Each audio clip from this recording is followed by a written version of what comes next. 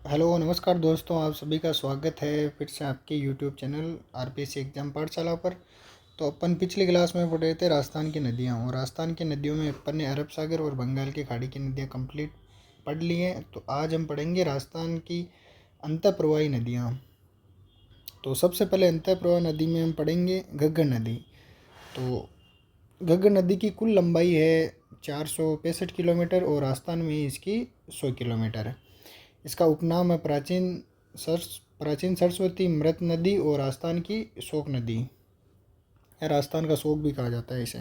इसका उद्गम होता है कालिका पहाड़ी, शिमला, हिमाचल प्रदेश से, और इसका अपवा क्षेत्र है उत्तरी राजस्थान, श्रीगंगानगर और हनुमानगढ़ डिस्ट्रिक्ट में। यह देश की सबसे लंबी अंतःप्रवाही नदी है।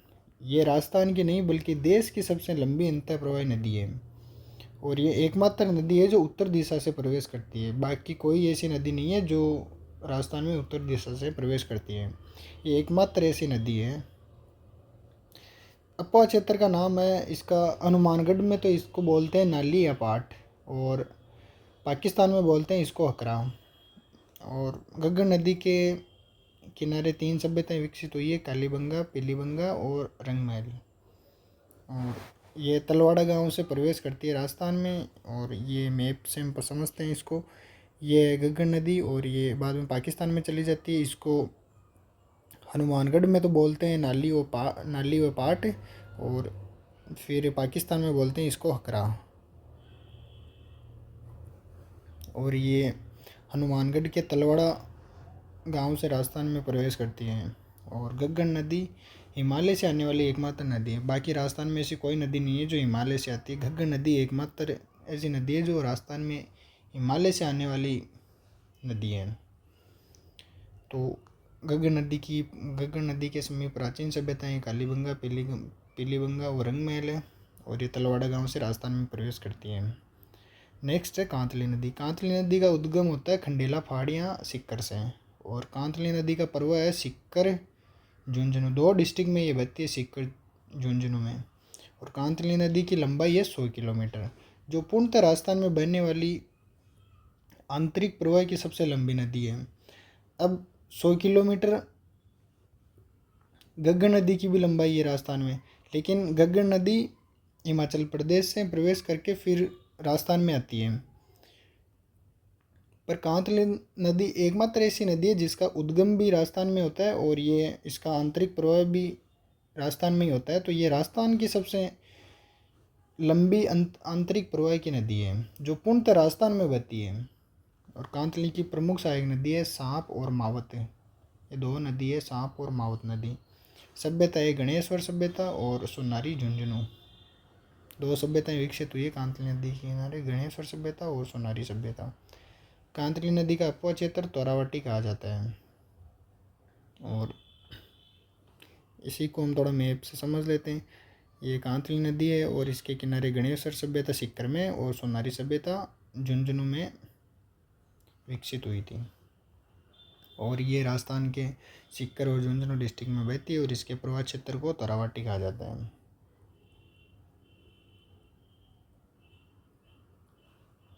नेक्स्ट है कांकनी नदी। कांकनी नदी का अन्य नाम है कांकनी नदी और मसूरदी नदी। इसका उद्गम होता है जैसलमेर के कोटारी गांव से।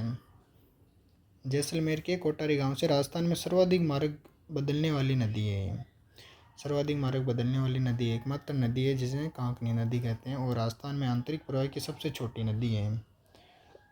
सबसे छोटी नदी आंतरिक प्रवाह की, और आंतरिक प्रवाह की पूर्णतः राजस्थान में बहने वाली नदी है वो कांतली नदी है। और सॉरी, यहाँ कांतली नदी नहीं है, कांकनी नदी है। यहाँ कांकनी नदी, कांकनी नदी पर स्थित झील है बुझ झील, जिसका नाम है बुझ झील, जैसलमेर डिस्ट्रिक्ट में स्थित है। नेक्स्ट नदी है साबी नदी।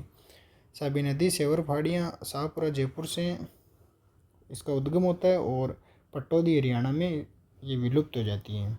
और इसका अपवा क्षेत्र है जयपुर कोटपुतली बाय रोड और खेड़तल तिजारा।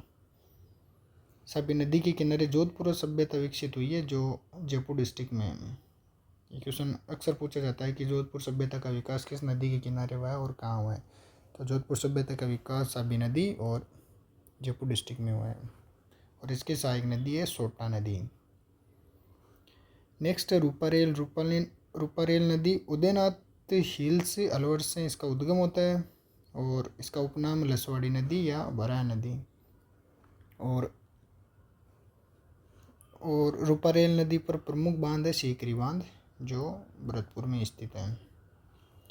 नेक्स्ट नदी है रूपनगढ़ नदी और रूपनगढ़ नदी का उद्गम होता है किशनगढ़ अजमेर से और इसका संगम होता है सांबर झील में। ये सांबर झील में जाके गिर जाती है और इसका प्रवाह क्षेत्र है अजमेर और भरतपुर। नेक्स्ट है बाणगंगा नदी। बाणगंगा नदी को अर्जुन की गंगा भी कहा जाता है और ताला नदी और रुंडित नदी भी कहा जाता है।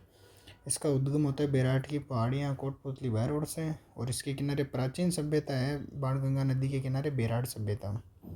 और इसका प्रवाह क्षेत्र कोटपुतली बहरोड जयपुर दौसा भरतपुर इन डिस्ट्रिक्ट्स में इसका प्रवाह क्षेत्र है। और इसके सहायक नदियाँ हैं गुमटी नाला पालोसन और सूरी। और बाणगंगा नदी पर प्रमुख बांध है एक तो लालपुर बांध भरतपुर में और जम्मू रामगढ़ बांध जयपुर में। एक बार फिर से बाणगंगा नदी को देख लेते हैं। ये इसका उपनाम है अर्जुन की गंगा, ताला नदी और बेराट की पहाड़ियाँ कोटपुतली बहरोड से इसका उद्गम होता है और इसके किनारे प्राचीन सभ्यता है बेराट सभ्यता।